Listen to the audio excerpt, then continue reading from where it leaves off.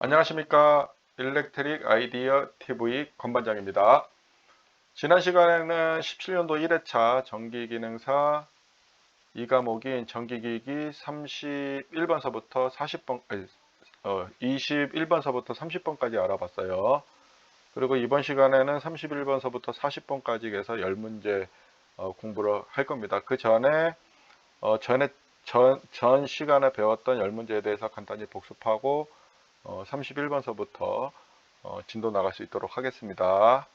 저는 유튜브 채널 일렉트릭 아이디어 TV의 건반장이고 네이버 블로그 행복을 꿈꾸는 전기쟁이의 카트로스라고 합니다. 그리고 또 네이버 카페 일렉트릭 아이디어 TV 카페를 운영을 하고 있는데요. 이 카페는 이 교육 자료들이 거기에 다 업로드가 되어져 있기 때문에 필요하신 분들은 회원 가입하시고 다운로드 받아가시면 좋을 것 같습니다. 그리고 영상 시청에 앞서 좀 좋아요, 구독 부탁드리겠습니다. 제 구독이 제가 뭐 강의를 잘 못해서 그러는지 모르겠지만은 좀 잘 안 느네요. 그래서 좀 구독 많이 좀 해주시고, 그리고 또 우리 고등학생들 혹시 마이스터고 다니는 고등학생들이나 이런 분들 이렇게 좀 퍼뜨려 주세요. 그러면은 고마울 것 같습니다. 많이 보시는 게 좋아요. 제가 사진을 가져와서 보기 때문에 공부하는데 많은 도움이 될 거예요. 그리고 또 전문대나 이렇게 기초가 부족하신 분들 보셔도 좋을 것 같습니다. 그래서 많이 포워드 해 주셨으면 좋겠고, 자료도 업로드 돼 있는 거 많이 파워 가져가셨으면 좋겠습니다. 10문제 복습 간단히 할게요. 제가 지난번에 이거 할 때 이 그림을 설명을 안 드렸는데요. 이 샌프란시스코에 우리가 골든 게이트 브릿지라고 해서 우리 한국말로는 금문교라고 합니다. 이 금문교 사진이에요. 여기가 이제 안개가 자주 끼고 하는데요. 웅장합니다. 여기에 이 메인 와이어가 이렇게 있잖아요. 이 메인 와이어의 굵기입니다. 이게. 제가 키가 한 174 정도 되는데 몸무게 한 2kg 정도 되거든요. 이 정도 돼요. 엄청 굵죠. 이게 이렇게 달려져 있어요. 그래서 제가 설명을 안 드린 것 같아가지고 이 정도로 크다는 걸 제가 보여드리고, 이거를 설치하기 위해서 수많은 사람들이 고생을 하고, 그때 당시 중국계 사람들이 이 다리를 옛날에 지면서, 기술이 부족할 때 이 다리를 지면서 많이 이렇게 돌아가신 거로 제가 알고 있습니다. 거기에 이렇게 여기 가면은 그 옆에 이렇게 좀 글 같은 게 막 적혀져 있는 것들이 있거든요. 그래서 거기 읽어보시면은 적혀져 있습니다. 그렇게. 21번 문제. 삼성 유도전동기 2차 저항을 2배로 하면 그 값이 2배로 되는 것은 답은 1번이죠. 22번. 보호 계정의 시험을 하기 위한 유의사항이 아닌 것은 여기서 답은 시험회로 결선 시 교류의 극성을 확인한다. 교류의 극성을 확인할 필요가 없죠. 왜냐면은 제가 그때 이 사진을 여기 그리려고 하다가 못 그려갖고 좀 창피했는데요. 제가 한글은 좀 익숙하지 않지만 한글을 쓰기는 합니다. 그래서 여기 볼테이지가 있고 여기 쭉 있어요. 타임. 그러니까 시간이 이제 있어요. 그래서 얘가 위로 갔다 아래로 갔다. 여기 위에 있으면은 플러스 측, 여기 밑에 있으면 마이너스 측인데요. 이 얼터네이팅 커런트, 그러니까 AC 같은 경우는 교본을 해요. 우리 지금 여러분들이 쓰고 있는 방에 쓰고 있는 전원이 우리가 디지털 멀티미터로 주파수를 체크하면은 60Hz가 나옵니다. 헤르츠 측정하는 기계가 있으면요. 이렇게 이게 주파수 성분이 있기 때문에, 그리고 주파수 성분은 위로 플러스 밑으로 마이너스 계속 바뀝니다. 근데 다이렉트 커런트, 우리 직류죠. DC. 앞자를 따서 이제 DC라고 하는 DC는 쭉 가요. 그래서 플러스와 마이너스만 존재할 뿐입니다. 위에 가 있는 게 플러스겠죠. 그래서 우리가 240V, 예를 들어서 어, 우리 건전지, 망간전지의 전원을 우리가 체크하면은 뜬다. 그러면은 뜨는 전압이 테스터기로 우리가 거꾸로 내려가지 않으면 플러스 영역에 있는 거예요. 그래서 이 플러스든 마이너스든 지간에 거꾸로 되면 마이너스가 나오는데, 이 밑으로 가면 마이너스, 거꾸로 된 거예요. 근데 얘는 정상적으로 항상 플러스가 나오게 돼 있어요. 마이너스와. 근데 우리가 테스터기를 잘못 재면은 거꾸로 나오는데, 그거는 얘가 바뀐 게 아니고 우리가 잘못 잰 거예요. 그러니까는 그런 거 가지고 우리 이제 전기 엔지니어들은 내가 잘못 체크했네. 그래서 우리가 그 플러스 선을 우리가 그 빨간색 선을 쓰고요. 테스터기에. 그러니까 검정색을 우리가 마이너스 선을 쓰는 거예요. 그런 식으로 해서 이걸 보여주려고 제가 가지고 왔습니다. 그래서 여기에 답은 2번이 됩니다. 23번 다음 중권의 극수 P, 중권의 극수 P인 직류기에서 전기자 병렬 회로수 A는 어떻게 되는가? 답은 1번. 우리 분권은 국수와 같잖아요. 그래서 24번 직류발전기의 브러쉬와 접촉하여 전기자 권선에 유도되는 교류 기전력을 정류해서 직류로 만들어주는 부분은 우리가 커뮤테이터, 우리 정류자라고 했죠? 요거라고 했어요. 25번 동기 전동기에서 난조를 방지하기 위하여 자극면의 동그라미 설치하는 권선을 무엇이라고 하는가? 제동권선. 26번 전기자의 철심으로 규소강판을 많이 사용하는 이유로 가장 적당한 것은 답은 3번이라고 했죠. 만약에 철심 재료로 규소강판을 그 철심을 우리 그러니까 철심을 우리가 그 성층 철심으로 하는 이유로 가장 적당한 것은 그러면 와류선을 줄이기 위해가 답이 되는 거예요. 그래서 이건 두 문제가 나올 수 있는 거기 때문에 제가 나중에 뭐 그 회차가 거듭할수록 사람들이 나와 있는 문제와 좀 차별성을 두기 위해서 조금씩 바꿀 적에 충분히 낼 수 있는 문제라서 제가 말씀을 드리는 겁니다. 일단 여기서 답은 3번. 27번 동계발전기 회전 개제형으로 하는 이유가 아닌 것은 답은 4번이죠. 전기자가 고정되어 있지 않아 제작 비용이 저렴하다. 사실은 전기자가 고정이 되어 있죠. 그래서 틀린 거예요. 28번 직류발전기가 있다. 자극수 U 전기자 도체수 400, 매 자극단 자속 0.0mWb, 회전수는 600rpm일 때 전기자에 유기되는 기전력은 몇 볼트인가? E는 A분의 PZ 파이 60분의 N으로 계산하면은 120입니다. 그래서 답은 2번이 된다고 했어요. 24번 부월제 계전기로 보호되는 것은 답은 1번 변압기. 30번 일정의 전류 계전기로 일종인데 일정의로 되어 있네요. 일종의 전류 계전기로 보호 대상 설비에 유입되는 전류와 유출되는 전류의 차에 의해 그 동작하는 계전기. 우리가 키르이호프 법칙을 이제 쓰는 건데 우리가 키르이호프는 KCL과 KVL이 있어요. KCL은 전류 법칙, KVL은 이제 전화 법칙인데요. 그것도 나중에 전기 이론 할 적에 나오면 제가 설명을 드리겠습니다.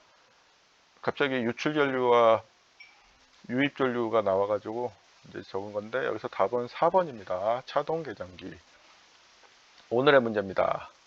31번 60Hz 20극 11,400W의 삼성 유도전동기 슬립 5%로 운전할 때 2차 동선이 600이다. 이 전동기의 전부와 C 토크는 약 몇 킬로그램 미터인가. 와, 이거는 이제 우리가 뉴턴으로도 환산하고 막 이게 막 복잡하게 이제 풀어질 것 같아요. 그래서 여기 보면은 유턴까지는 풀진 않고 여기 보면은 요 공식을 가지고서 이렇게 이제 푸는 건데요. 여기 보면은 우리가 2차 출력을 모르잖아요. 그러려면 우리가 동기 속도를 가지고서 우리가 슬립을 가지고 계산을 해야 됩니다. 그래서 우리가 그 동기 속도와 회전자 속도를 이제 구해야지만이 우리가 슬립을 구할 수가 또 있습니다. 그래야지 우리가 2차 출력을 구할 수가 있어요. 그래서 일단 먼저 동기 속도를 구합니다. 여기서 보면 60Hz에 20극이죠. 그럼 여기 20극 넣고 NS는 P분의 120F잖아요.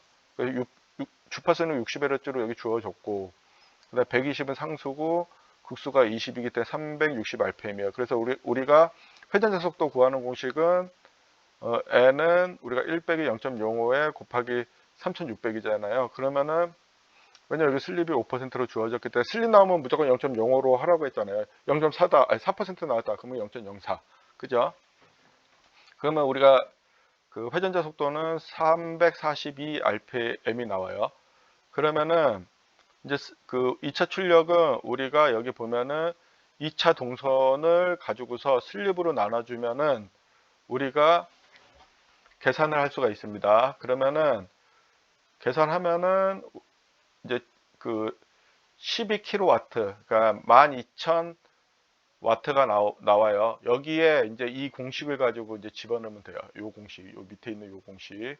그래서 0.75에 360, 동기속도 360. 여기 n이 동기속도입니다. 여기서 360 대 1200을 가지고서 나누면은 32.5kg/m가 나옵니다. 이게 그 킬로그램으로 나왔기 때문에 그러고요. 요거는 무시하세요. 그래서 요거로 적어주시면 돼요. 0.975에 360에 1200이에요. 그래서 요 공식은 요 자리만 외워 놓으시면 돼요. 요 자리. 이해되셨죠? 그래서 다시 한번 정리하면은 동기속도 구하고 회전자 속도 구하고 2차 출력을 구하고 그 토크 공식을 가지고서 계산을 하면은 32.5가 나온다. 그래서 32.5 됐죠? 이해하셨죠?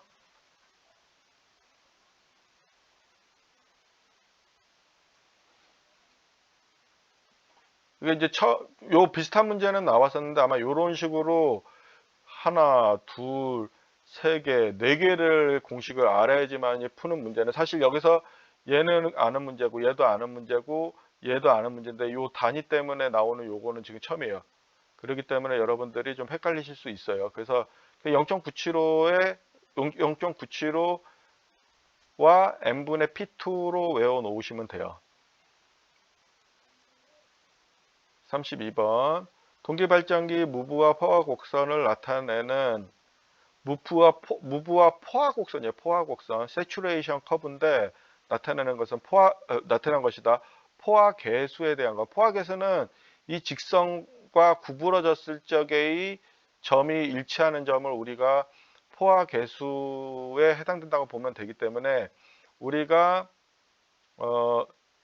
여기에 보면은 이 BC와 C 다시와 그 다음에 C와 C 다시를 가지고서 우리가 C와 C 다시를 B와 C로 나눠준 값이 우리가 포화 계수에 해당이 되거든요.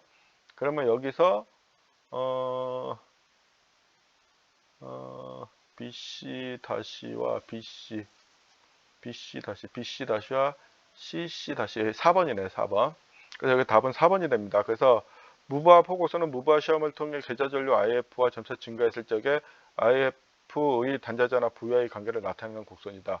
무브와 시험은 무브와 상태에서 계좌 회로의 가변저항 RF를 최대로 놓고 동기발전기의 전격 회전 속도로 회전시킨다. 다음 계좌 권선의 스위치를 닫고 계좌 전류 IF를 점차 증가시키면 IF의 단자 전하 V를 측정하는 과정이다. 포화계수 곡선에서는 요게 그 포화계수가 이제 BC 다시분의 CC 다시로 나와 있는 거예요. 이게 포화된 거 이렇게 꺾어지는 거. 그래서 얘와 얘의 갭을 물어보는 게 포화계수다. 그렇게 이해하시면 좋을 것 같아요. 여기 말이 좀 어려우시면은. 그래서 답은 4번입니다. 요거는 60Hz 33번 60Hz 삼상 반파 정리 회로의 맥동 주파수다. 그리고 맥동 주파수는 맥동 주파수는 여기 공식 맥동 주파수는 K와 상수 곱하기 기본파요. 기본 주파수 뭐 기본파 그래 기본 파보다는 기본 주파수가 맞겠네요. 그래서 기본 파를 기본 주파수로 이해하세요. 제 영상 들으면 지워놓고 그냥 기본 주파수로 그러니까 주파수라고 적어 놓으세요. 그래서 여기 상수는 반파 정류일 적에는 1, 전파 정류일 때는 2가 되는 거예요. K는 K의 상수, 이 상수 여기의 상수는 단상이냐 삼상이냐를 물어보는 거고, 여기는 몇 헤르츠냐라고 물어보는 거예요. 그래서 이 60을 여기 기본파에다 넣고, 삼상이자 그러면 삼상이기 때문에 3을 넣고, 단상이면 1이 되겠죠. 그 다음에 여기 반파 정류잖아요. 반파 정류이기 때문에 여기 1이 되는 거예요. 1. 그러면은 여기서 기본파는 6이고 상수는 3이니까 6, 38가 180Hz가 나오는 거예요. 1은 뭐 곱해봤자 똑같으니까. 그래서 답은 3번이 되는 겁니다. 요것도 단순한 공식만 넣어서 외우는, 그러니까 여러분들이 공부하실 적에 오늘 보니까 막 공식 막 4개까지 넣어가지고 풀어야 되는 문제가 나왔잖아요. 그 정도로 이렇게 지금 한 번만 넣어서 나오는 문제는 개수가 많더라도 그냥 이게 메모지에 적어 놓고 외워놓고 다니셔야 돼요. 익숙해질 때까지. 그냥 외우면, 기계적으로 외우시면 돼요. 이런 것들은.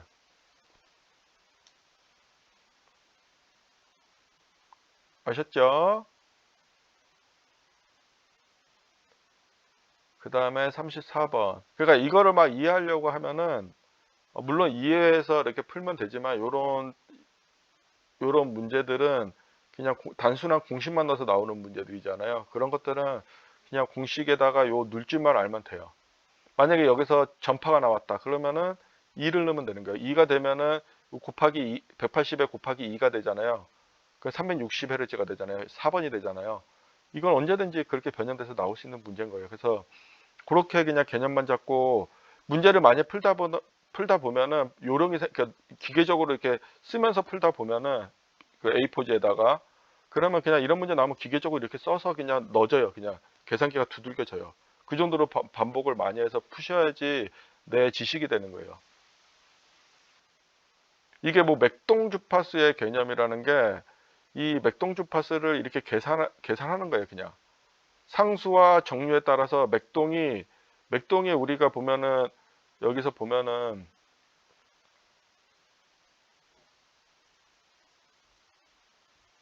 맥동이 보면 정류를 하잖아요. 그럼 정류를 하면은 얘가 이렇게 올라오잖아요. 전파는 얘가 이렇게 올라오거든요. 반파는 얘가 끊어지는 거고 밑에가 안 생기고 그 위에로 안 올라오는 거예요. 그러니까 당연히 위로 올라오면 2가 되겠죠. 두 개가 생기죠. 꼭지가 두 개가 생기잖아요. 그죠? 그 개념인 거예요. 그러니까 뭐 용어를만 많이 써서 그런데 어려운 게 아니에요. 그냥 상식적으로 조금만 생각하면은 다 풀 수 있는 문제들이고, 이게 연결해서 이렇게 생각할 수가 있어요. 그 다음에 37번. 직류전동기 출력이 50kW, 회전수가 1800rpm일 때 토크는 몇 킬로그램인가? T는 500R분의 T, 그 다음에 0.975 곱하기 M분의 P. 그래서 요 공식 예전에 요거는 봤었죠. 그 단위 환산할 적에 요거 0.97을 우리가 킬로그램으로 넣어야 되는 거고, 그래서 50 곱하기 10의 3승 1800이다. 그러면은 1800 여기 n 넣고, 그 다음에 50 곱하기 단위 환산을 해줘야죠. 그러면은 10의 3승이 되고, 그 0.075. 그럼 계산하면은 27이 나와요. 그래서 답이 3번이 되는 겁니다. 그래서 요건 공식대로 넣고, 얘 킬로와트를 곱하기 1000만 해주면 돼요. 그러면은 그냥 요 킬로그램 점 미터가 토크의 단위가 나오는 겁니다. 35번. 삼상 동기발전기의 병렬 운전 조건이 아닌 것은, 전압의 크기가 같을까, 뭐 기전력의 크기가 같을 것 같고, 회전수가 같을 것, 얘는 좀 처음 보는 것 같고, 주파수가 같을 것 맞고, 전압 위상이 같을 것. 답은 2번이네요. 그러니까 동기발전기 병렬 운전 조건이 있잖아요. 그렇죠? 유기기전력의 주파수가 같고, 유기기전력 크기가 같고, 크기, 유기기전력의 위상이 같고, 위상, 유기의 파형이 같고, 파형, 뭐 주파수, 파형, 뭐 다 같은 겁니다. 여기서 이제 회전수가 같을 거. 병렬 운전을 하기 위해서 회전수가 사실은, 병렬 운전이 되면 같아야 되는 게 맞아요, 사실은. 근데 회전수가 만약에 조금 달라지면은 기계적으로, 그러니까 발전기가 아닌 다른 이제 터빈, 그 발전기는 어떤 터빈에 의해서 돌아가서 전기를 생산하는 거잖아요. 그러다 보니까 회전수는 조금 다른 거랑은 좀 다르게 보는 거예요. 얘도 사실은 같아야 되는 게 맞지만 필수 조건은 아니라는 거예요.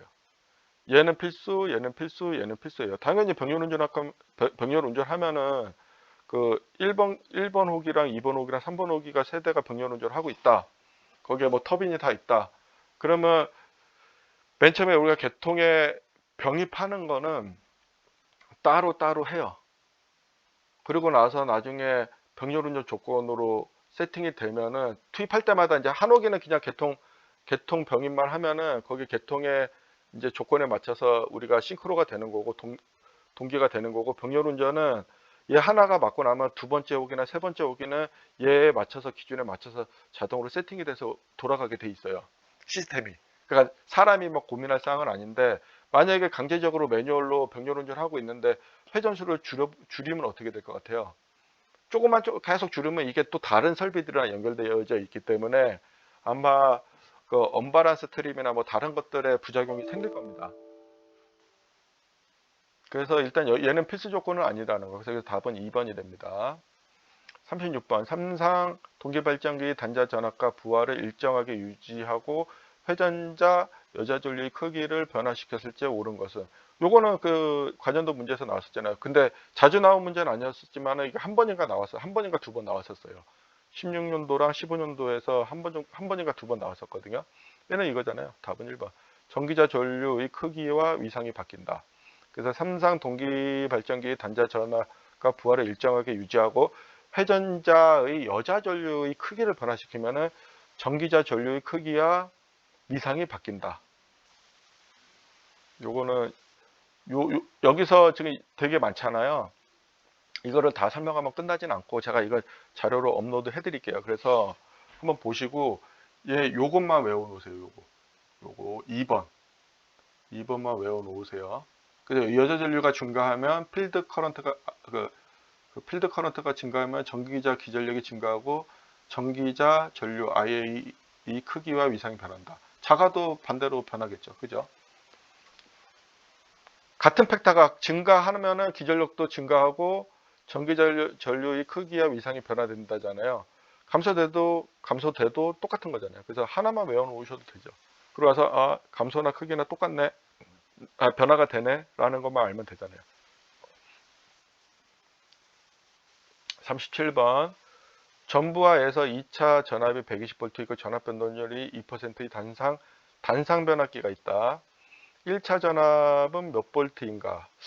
요거는 좀 공식 두 개는 써야 될 것 같네요.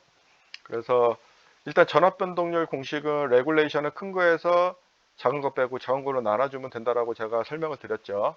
기억나세요? 큰 거에서 여기 근데 작은 거가 없잖아요. 그죠? 2차 전압, 전부하에서 2차 전압이니까 작은 게 없네요. 큰 게 없네요. 큰 게. 작은 건 있는데. 그러면은 작은 거가 없잖아요. 큰 게 없잖아요. 그러면은 우리가 이 전압 변동률 공식을 가지고서 변형을 하면은 얘로 계산할 수 있는데, 우리가 레귤레이션 변동률이 2%였잖아요. 그러면은 우리가 얘를 변형하면 요 공식이 나오고, 요 공식을 가지고서 계산을 하면은 여기 120에 1 플러스 0.01을 하면은 122.4V가 나와요. 그런데 우리가 그 1차 전압을 알기 위해서는 건수비를 알아야 돼요. 1차와 2차의 건수비를 가지고서 우리가 건수비 표를 가지고서 우리가 계산하는 거 제가 여러 번 설명드렸어요. 15년도와 16년도에 나온 거 표까지, 이거는 꼭 외워 놓으시라고 여기서 골라가면서 나온다고 한 거 있어요. 그래서 그거 외워 놓으시면은 그거 가지고 계산하면은 우리가 그 1차 전압을 계산할 수가 있어요. 2차 전압을 가지고 1차 전압을 우리가 건수비를 가지고 계산할 수 있는 거를 했습니다. 그래서 이게 그 공식에 들어가 있는 거거든요. 그러면은 우리가 이제 여기 보면 20대 10이잖아요. 건수비가. 그러면은 20대 10으로 나누면 2가 되는 거예요. 그래서 아까쯤에 여기서 무브아시 전압을 계산을 하면은 120을 넣고 그 1.02, 여기 1 플러스 0.02는 1.02잖아요. 그러면 122.4V가 나오잖아요. 거기서 건수비는 계산을 했어요. 그러면 V1은 건수비에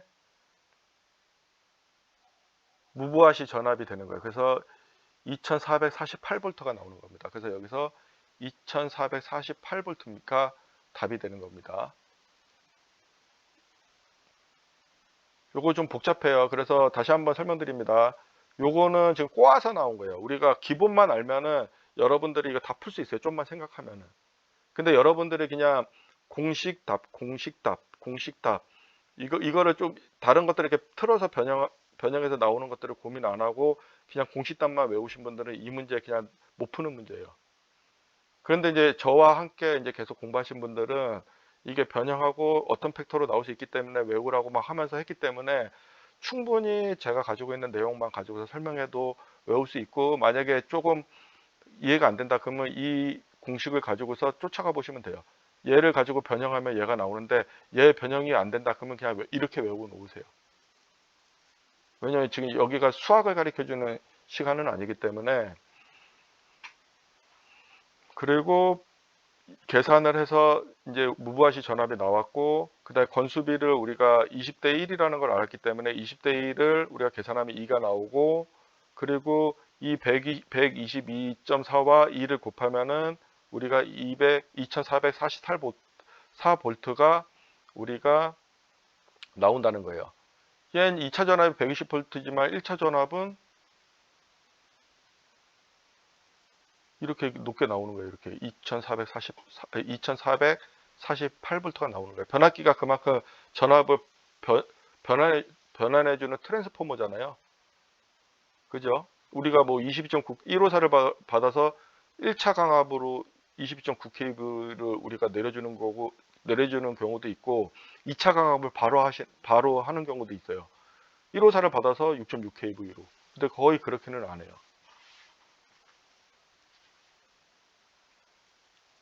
38번 삼상 유도 전동기 슬립의 범위는, 이게 10문제 하니까 좀 길긴 하네요. 여러분들도 힘드시죠? 네. 이거는 그 0, 이거, S, 이거 1입니다. 이거는. 답은 1이에요. 1. 여기 보면은 삼상 유도 전동기 슬립은 S는 NS분의 NS 빼기 N이잖아요.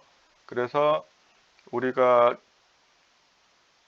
그 정지시는 0이고 기동시도 1에 가깝다가 이제 전격속도에 다다르면 0으로 된다고 했죠. 거의 0에 된다고 했죠.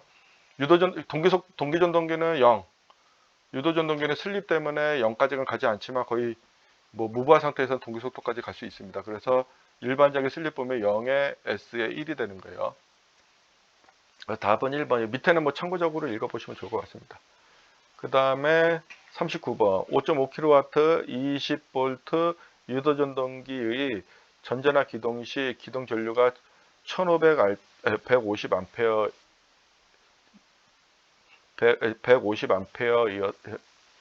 150A였습니다. 발음이 피곤해서 좀 그러나 봐요. 저도 이거 공부하고 지금 와가지고 여기에 Y델타 기동 시 기동 전류는 우리가 여기 요거 외워놓으시면 좋을 것 같아요. Y델타 기동을 하면 기동 전류는 전자나 기동의 3분의 1로 감소된다. 결론은 우리가 Y델타 기동을 하는 게 기동 전류의 감소의 효과를 보기 위해서 Y델타로 기동을 하는 겁니다. 그래서 얘가 처음에 기동할 적에 Y로 있다가